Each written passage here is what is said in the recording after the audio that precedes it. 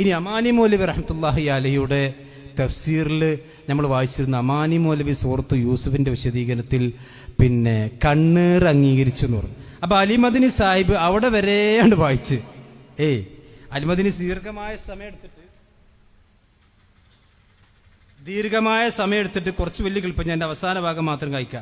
അതായത് കുറച്ച് അങ്ങനെ വായിച്ചിട്ട് അമാനി മൗലവി റഹ്മത്തുള്ളാഹി അലൈഹി പിന്നെ അതായത് തൻ്റെ മക്കൾ ലാ തദ്ഖുലൂ മിൻ ബാബിൻ വാഹിദിൻ വദ്ഖുലൂ മിൻ അബ്വാബിൻ മുത്തഫർരിഖ എന്ന് യാക്കൂബ് നബി തൻ്റെ മക്കളോട് പറഞ്ഞു, നിങ്ങൾ എല്ലാവരും കൂടി ഒരു വാതിൽ കൂടെ കയറാൻ പാടില്ല എന്ന് പറഞ്ഞപ്പോൾ യാക്കൂബ് നബി തൻ്റെ മക്കൾക്ക് കണ്ണീർ ഭയപ്പെട്ടു എന്ന് അമാനിയുടെ തഫ്സീറിലുണ്ട്. അത് അമാനിന്റെ അഭിപ്രായം പറഞ്ഞതല്ല. ഇബ്നു അബ്ബാസ് റളിയല്ലാഹു അൻഹു, ഖത്താദ, ലഹാഖ്, സുദ്ദി മുതലായവർ ഇത് നിവേദനം ചെയ്തിരിക്കുന്നു. ഖുർആൻ വ്യാഖ്യാതാക്കൾ പൊതുവിൽ സ്വീകരിച്ച് കാണുന്ന ഇതാകുന്നു: കണ്ണീറിന് ഭയന്നാണ് യാക്കൂബ് നബി അങ്ങനെ പറഞ്ഞെന്നുള്ളതിന് തെളിവ് കാണുന്നില്ലെങ്കിലും കണ്ണീർ സ്ഥാപിക്കുന്ന ബലപ്പെട്ട ഹദീസുകൾ കാണാവുന്നതാണ്. ഇത് വായിക്കാൻ അലിമദനിക്ക് ധൈര്യമില്ല. അത് അതിൻ്റെ തൊട്ട് മുമ്പ് വരെ മുമ്പിൽ വായിക്കുന്നുണ്ട്. എന്നിട്ട് നിങ്ങളുടെ കിതാബാണ് മടക്കി വെച്ചിട്ട് സീറിന്റെ കണ്ണീറിന് സാധിക്കുന്ന ഹദീസൊക്കെ ഉണ്ട് അമാനുവിനെ പറഞ്ഞിട്ടുണ്ട്. നിങ്ങൾ ആ രംഗത്ത് കണ്ടോളി. ഖുർആനിൽ നിന്നോ നബിവാക്യങ്ങളിൽ നിന്നോ അതിനെ നിർണയിക്കുന്നതിന് മതിയായ തെളിവുകളും നമുക്കില്ല. ഈ അഭിപ്രായമാണ് കൂടുതൽ സുരക്ഷിതമായതെന്നുള്ളതിൽ സംശയമില്ല. അപ്പൊ അതിന്റെ പിന്നിൽ കണ്ണേറ് ഇനിയൊന്നും പറഞ്ഞു നടക്കേണ്ട ആവശ്യമില്ല. ഇനി രണ്ടാമത്തെ അഭിപ്രായം അവിടെ രേഖപ്പെടുത്തുന്നുണ്ട്. സൗന്ദര്യവും പ്രഭാവവും മുറ്റി നിൽക്കുന്ന ഒരു സംഘം ആളുകൾ, അതും ഒരേ പിതാവിന്റെ മക്കൾ ഒരേ വഴിക്ക് പ്രവേശിക്കുമ്പോൾ അത് കണ്ണേറ് കരിങ്കണ്ണ് ബാധിക്കുവാൻ കാരണമായിരിക്കും. അതിൽ നിന്ന് ഒഴിവാവാൻ വേണ്ടിയായിരുന്നു അത്. ഇബ്നു അബ്ബാസ്, മുഹമ്മദ് ഇബ്നു കഅബ്, മുജാഹിദ്, ലഹാഖ്, ഖത്താദ, സുദ്ദി മുതലായവരിൽ നിന്ന് ഇത് നിവേദനം ചെയ്യപ്പെട്ടിരിക്കുന്നു. ഖുർആൻ വ്യാഖ്യാതാക്കൾ പൊതുവിൽ സ്വീകരിച്ചു കാണുന്നത് ഇതാകുന്നു: കണ്ണേറിനെ ഭയന്നാണ് യാക്കൂബ് നബി അലൈഹിസ്സലാം അങ്ങനെ പറഞ്ഞതെന്നുള്ളതിന് തെളിവ് കാണുന്നില്ല. അങ്ങനെയല്ല കേട്ടോളി.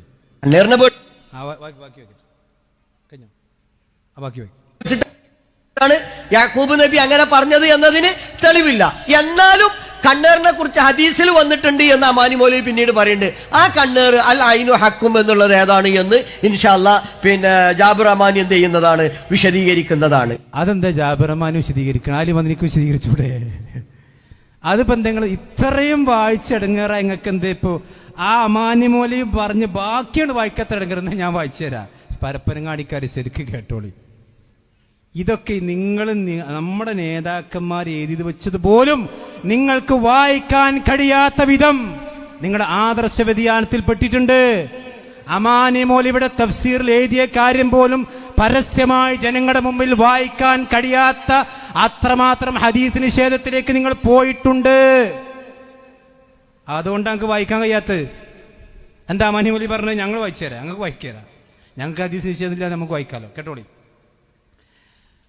കണ്ണേറിനെ ഭയന്നാണ് യാക്കൂബ് നബി അലൈഹിസ്സലാത്തു വസ്സലാം അങ്ങനെ പറഞ്ഞതെന്നുള്ള തെളിവ് കാണുന്നില്ല എന്നാണ് അലിമദനി വായിച്ചത്. അങ്ങനെയല്ല ഉള്ളത്. തെളിവ് കാണുന്നില്ലെങ്കിലും രണ്ട് വ്യത്യാസമുണ്ട്. തെളിവ് കാണുന്നില്ലെങ്കിലും കണ്ണേറു സ്ഥാപിക്കുന്ന ബലപ്പെട്ട ഹദീസുകൾ കാണാവുന്നതാണ്. എന്താണ് അലിമദനി ഇത് വായിക്കാൻ നിങ്ങൾക്ക് മടി? അതോടെ വായിക്കുങ്ങള്. അത് ജാബിറമാനി പറയും. എന്നാ ജാബിറമാനി പറഞ്ഞോ? കേട്ടോളൂ ജാബിറമാനി എന്താ പറഞ്ഞത്. അടുത്ത് കണ്ണേറുമായി ബന്ധപ്പെടുത്തിയിട്ടുള്ള പരാമർശത്തിൽ വന്നിട്ടുള്ള രണ്ട് ഭാഗങ്ങൾ ഇവിടെ ബഹുമാനനായ അലിമദനി സൂചിപ്പിക്കുകയുണ്ടായി. സൂറത്തു യൂസുഫിലെ 67-ാമത്തെ അധ്യായത്തിൽ വന്നിട്ടുള്ള പരാമർശം അത് കണ്ണേറുമായി ബന്ധപ്പെടുത്തിയതായി ഇവർ നിശ്ചയിക്കാറുണ്ട്. അതങ്ങനെയല്ല എന്ന കാര്യം നിങ്ങൾ കേൾക്കുകയുണ്ടായി. അതേപോലെ തന്നെ സൂറത്തു ഖലമിലെ 59-ാമത്തെ ലയുസ്ലിഖൂനക എന്ന് പറയും ബി അബ്സാരിഹിം എന്ന് പറയുന്ന ആ പരാമർശവുമായി ബന്ധപ്പെടുത്തിയ കാര്യങ്ങളും കേട്ടു. സമയത്തിന്റെ പരിമിതി കൊണ്ട് ഞാൻ ആ കാര്യങ്ങളിലേക്ക് പോകുന്നില്ല. ജാബിറമാനിതാ പറഞ്ഞത്. ജാബിറമാനിക്ക് സമയത്ത് അലിമദനി നിങ്ങൾക്കിതൊന്ന് വിശദീകരിച്ചുകൂടായിരുന്നു? ഞാൻ ചോദിക്കുന്നു, ഞാൻ വീണ്ടും വായിക്കുന്നു. ആ കണ്ണേറ് സ്ഥാപിക്കുന്ന ബലപ്പെട്ട ഹദീസുകൾ കാണാവുന്നതാണ്. ഈ അമാനി മൗലവി പറഞ്ഞ ബലപ്പെട്ട ഹദീസുകൾ നിങ്ങൾ സ്വീകരിക്കുന്നുണ്ടോ? ഇല്ലേ?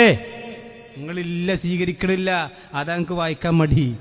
നിങ്ങൾ സ്വീകരിക്കണില്ല.